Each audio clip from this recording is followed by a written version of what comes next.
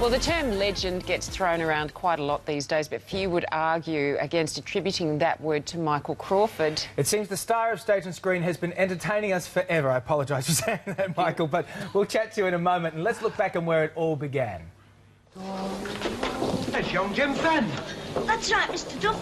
It's me. By the time he appeared in the children's film Blow Your Own Trumpet, Michael Crawford was already a theatre and radio star.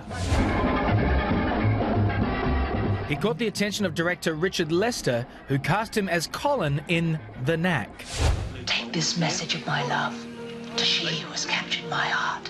Next, he donned a toga for A Funny Thing Happened on the Way to the Forum. There. Green, green, green. In How I Won the War, he shared top billing with John Lennon. In 1967, he made his Broadway debut. His role alongside Lynn Redgrave caught the attention of Gene Kelly. I'm Cornelius Hackle. It seems to me, yes, the only way to make up for it, yes, of course. Irene, darling, you sent for the law at once. And Crawford was asked to audition for the film adaptation of Hello, Dolly. He won a legion of fans, both human and animated. In 1973 came the role that would transform him into a superstar. I was just going through my tools.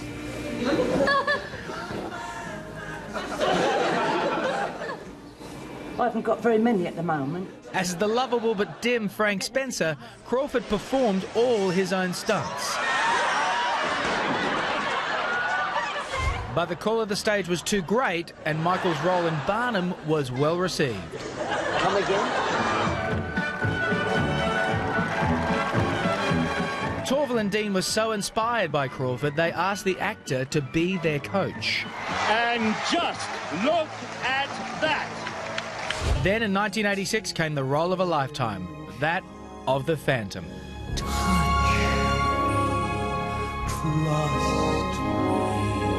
Many questioned his involvement. They were soon silenced once Michael opened his mouth. He reprised the role on Broadway and Los Angeles. Sometimes we may feel something simply can't be real. He returned to the London stage in the title role of The Wizard of Oz. But now Michael is back with a new CD, The Story of My Life. Story of my life. Wow. Wow, how incredible was that? With such a thrill and an honour to be able to speak to you today, Michael. Thank you so much for coming and seeing us. Oh, I'm delighted to be here. Thank you. That was a... Goosebumps. Lots of goosebumps moments. But when through the sports, when Torval and Dean came on, isn't that funny? Yes. That was the thing, because it was so exciting being in the World Championships in Helsinki, and I remember that when they got 8 sixes or something. They Perfect got the scores. perfect score. And so they'd seen you in Barnum, and that inspired them to put this routine together, but you actually helped them with the choreography of With the choreography and the music, because at that point nobody had ever had music specially done for them in ice skating, and I mean everybody did it for nothing, so it's like the Olympics or something. You all pitch in, but it's such an honour to be able to do it for your country. That the orchestra and our musical director put together an arrangement that would suit what they were thinking of doing. So they worked it out by piano and did it as a show. That's incredible. Yeah. Also, it gave me goosebumps again. Yes, yes, it is. It's weird. Michael, look, we all know and love you. Now, you say you're Michael in Britain, but in New Zealand, you're Mike. Now, what do we call you here? Mikey? Mikey, yes. Mikey Mick? Oh, but I became Mikey C when I was doing it. So that sounds quite cool, I think. Like rap, it's like your rap career. That's my rap name, Mikey C. So we're going to talk about actually what took you to New Zealand in just a minute, but first, your career. You know, we had some amazing footage of you, really, as a kid, but you didn't come from a showbiz family, did you? No. It was a sort of half Irish family. When I grew up just with my grandmother and my mother, and a lot of aunts. So I was sort of surrounded by women till I was about 11, which was really great. It was there. Everything went wrong from there on. Never saw another woman till I was about 21. But, and there was a terrific amount of love, and people would sing, and people, it doesn't have to be in tune, it's just this joy you have, and so it was a really lovely upbringing. And it's something, if you have a hard upbringing, you never notice it. If you have love around you, you'd have, you'd have, what's it called? Not lard. Dripping. Bread and dripping. Bread and dripping. You'd have that at least twice a week, and it was great. Yeah. You know, all that fat, all that salt didn't do us any harm at all. No, I mean, you know. kids nowadays, they don't even know what they're missing. No. But all the stuff that you're famous for, things like that, some mothers do have them, and doing Barnum, things like that. You're a very physical performer, and people forget that. You did all your own stunts. Did you ever get hurt doing stuff like that? No, because, again, you grow up an only child and you're a boy, you get into so much trouble. I mean, I was always in trouble. I was threatened with expulsion from 5 different schools because of the things I get up to, climbing. I was on the roof of the school, or your son is in the clock tower, Mrs. Crawford, would you mind? That means something different in so many other schools. Yeah, true. But I was always a real tomboy about Bit of a daredevil. stuff. Yeah, daredevil. And so when it came to doing stunts, I leapt at it because I was now not going to get arrested. I was going to get paid for it. They were actually going to give me a few quid for doing it. And so I wrote so many into some mothers. Yeah. So the roller skates were things that I just grew up on. And, you know, I was in and out of trolley buses up the high street and come and get your son. Will you please bring him back? We got him at the police station. No, but I was never arrested. But I was just got up to wrong things like that, and so when we were able to hang on the back of a bus with roller skates, and everyone said, oh, Michael, you really are great. I'm going, yeah. So you just had a great time. You've worked with some really interesting people, haven't you, Michael? John Lennon. Yes. Tell us about that. Well, that was they'd just done Hard Day's Night. And Richard Lester, we'd just done The Knack, which they showed, and we won the Cannes Film Festival with that film. And then he came up with this really obscure kind of anti-war film called How I Won the War, and by Charles Wood.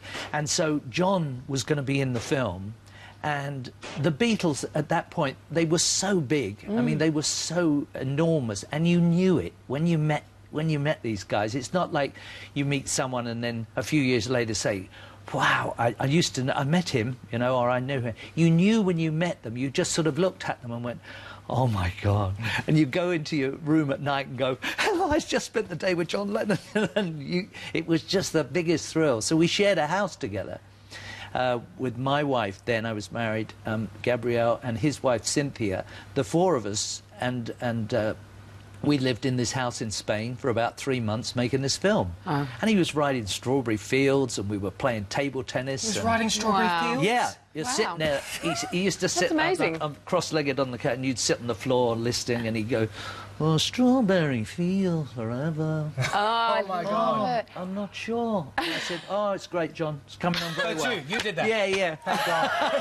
Oh, look, we want to talk to you about so much more, Michael. Can you stay with us? I'd love to. All right. Well, we will continue our chat with Michael Crawford very soon. But welcome back. Our special guest on the couch today is legendary Michael Crawford. Now, Michael, I just quickly want to ask you, because one of my favourite films is Hello, Dolly, and your performance in it is wonderful. And, you know, we could talk about Barbra Streisand, but Gene Kelly was integral for you getting that role. Is that right? Yes, he was. It was. He'd seen me in I think black comedy on Broadway, so I went and met him and had a chat, and it's a very old story now, most probably. But he ended up saying, what we're looking for is an attractive idiot, and he said, my wife thinks you're attractive and I think you're an idiot, and I got the role.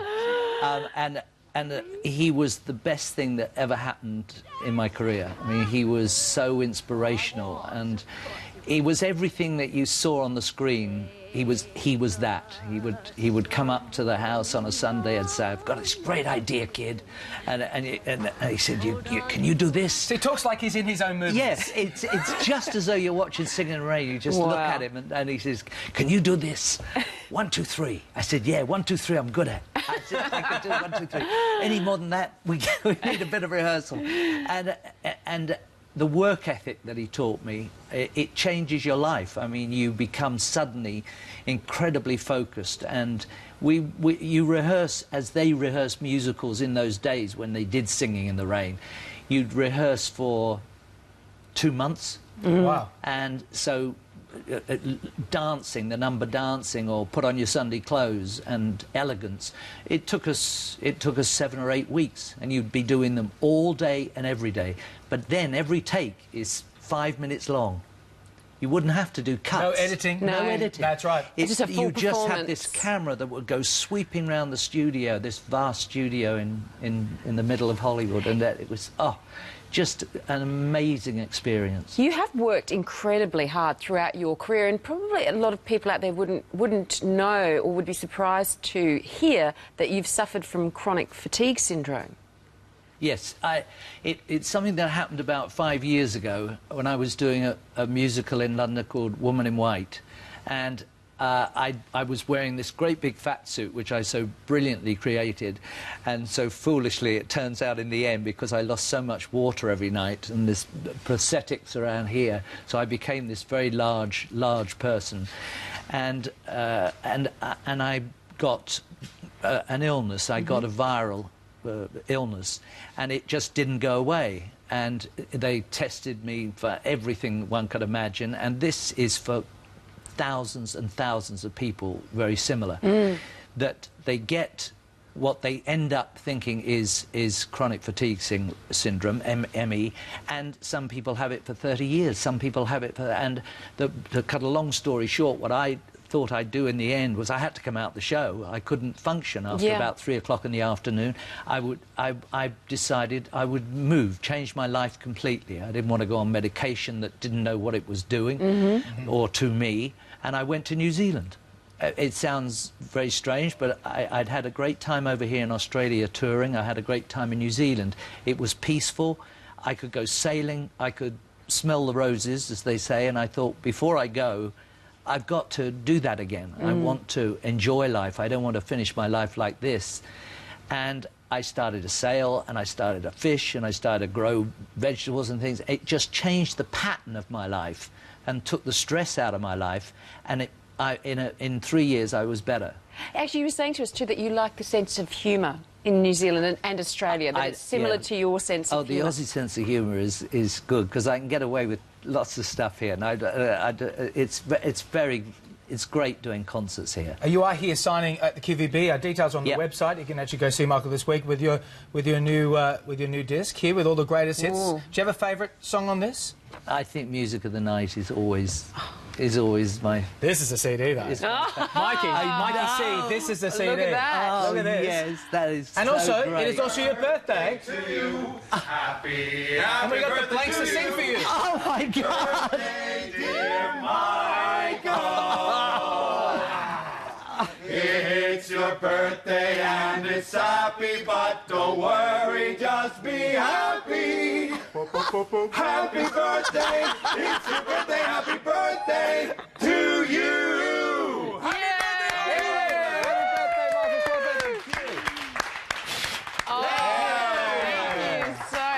Thank you. Thank you for being on the show today. Oh, my pleasure. We'll slice We're going to have some cake cake up. now, and that was the blanks. Thanks, guys, and thank you so much for being a part of the show.